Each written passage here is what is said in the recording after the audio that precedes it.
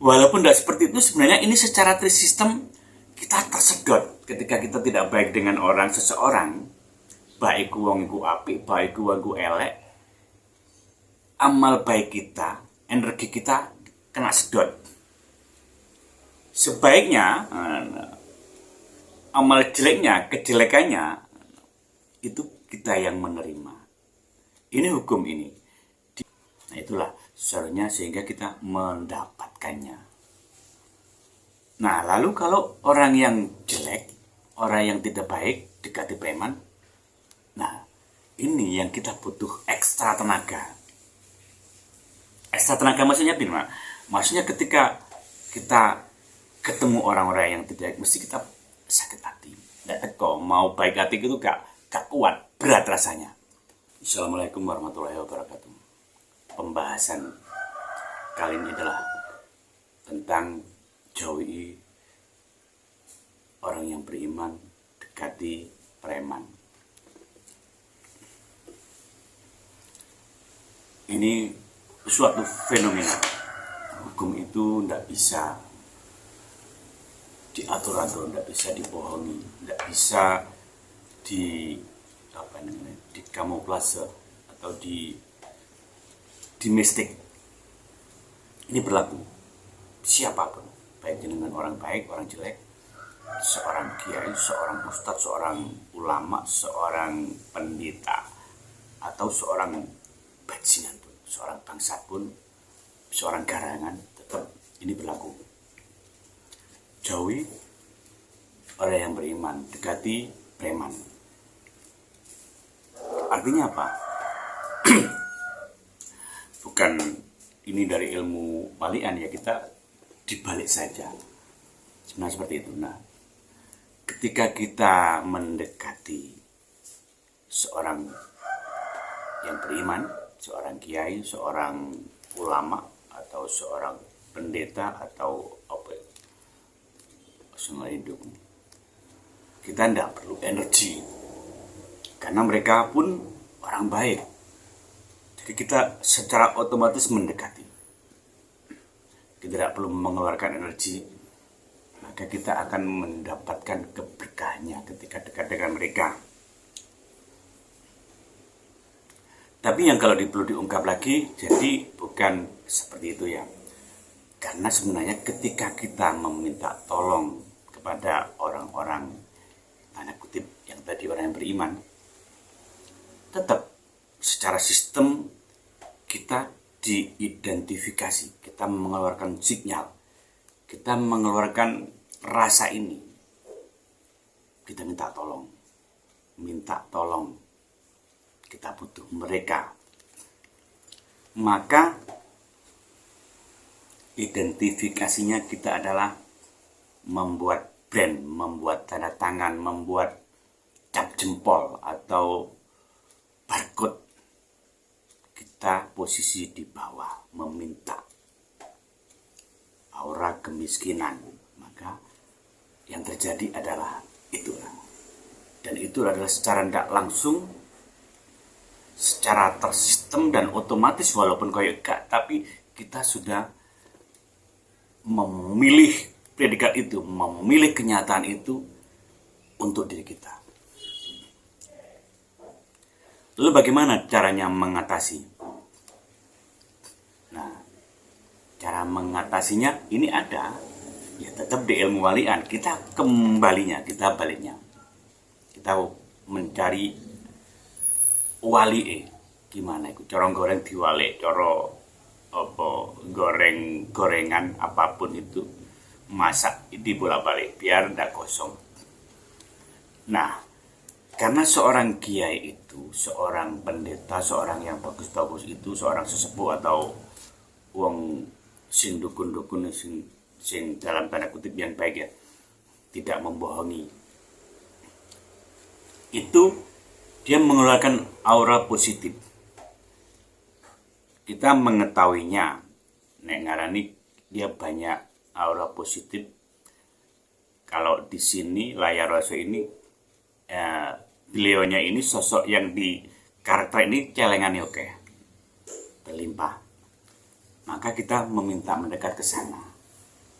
Tapi tetap saja, jadi alam ini tidak mengenal kata itu ya. Jadi secara sistem aplikasi langit ini mencatat ketika jenengan minta tolong, ya itu ya. Lalu bagaimana? Minta tolongnya, kita harus tahu kata kuncinya iki diwolak-walik kuncinya itu biasa kuncinya ini. Nah, kita tetap mendekati, tapi apa dengar ini nyolong laku atau apa ya namanya. Jadi kita tidak minta tolong, tapi kita butuh dongkrak. Ibarat kita mau misalnya mau bawa mobil ke tempat lain, kita butuh bantuan. Ibarat ini macet, butuh pendorong atau bahan bakarnya kurang, kita butuh bantuan bahan bakar misalnya. Ini biar jenengan paham. Maka kita datang ke orang-orang yang tersebut yang kita bahas, orang baik. Kita datang tapi tidak meminta. Nah, justru kita bersilaturahmi dengan membawa sesuatu, bahwa kita senang. Pak Ustadz, Pak Yai atau Pak sahabat, kita bersilaturahmi datang membawakan sesuatu pada beliaunya. Silaturahmi saja, itu saja, tidak minta apa-apa. Misalnya ya syukur diterima, tapi kita tidak meminta. Maka secara otomatis alam ini akan membuat kita yang datang ini kita mendapatkan aura baik, kita mendapat kursus ini. Cara celengan dewi ini secara tidak langsung terpenuhi oleh tadi sang Pak Ustadz itu. Dan Pak Ustadz pun tidak perlu merogoh koceknya untuk membuat kita lebih bagus. Maksudnya apa?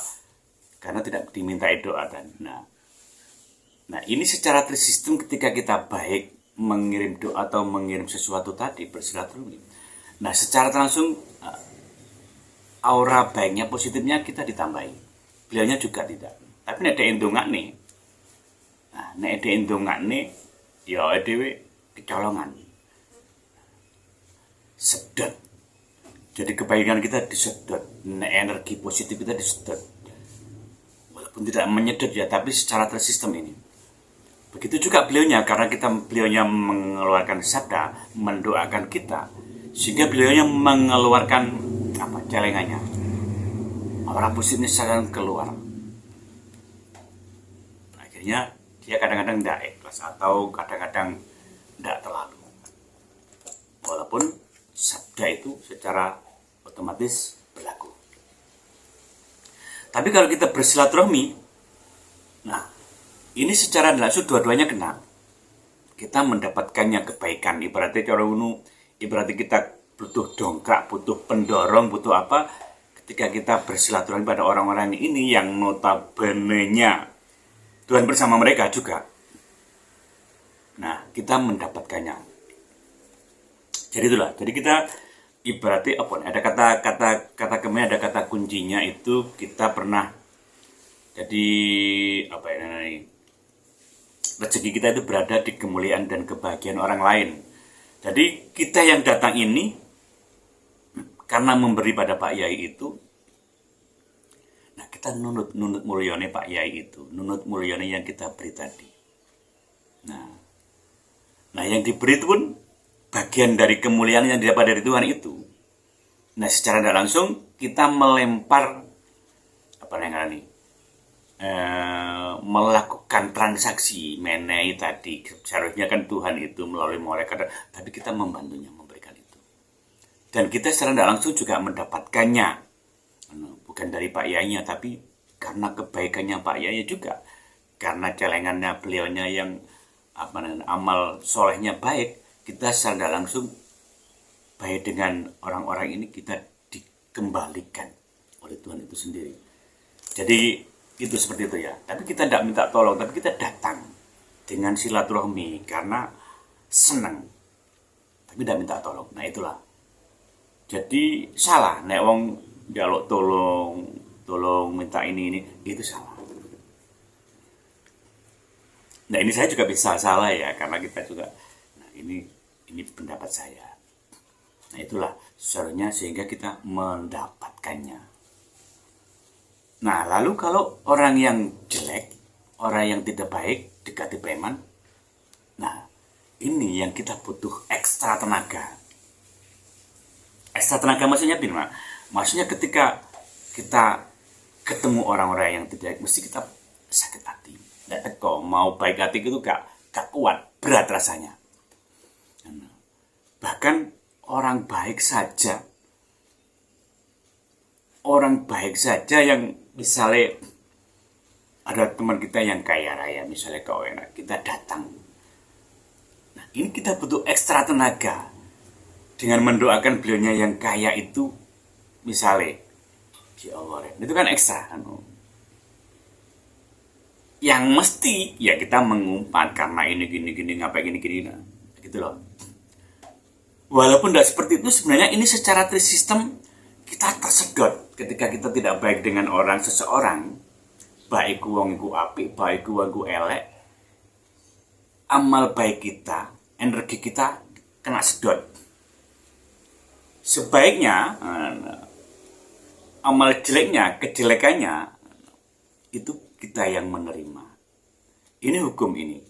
Di agama manapun ada.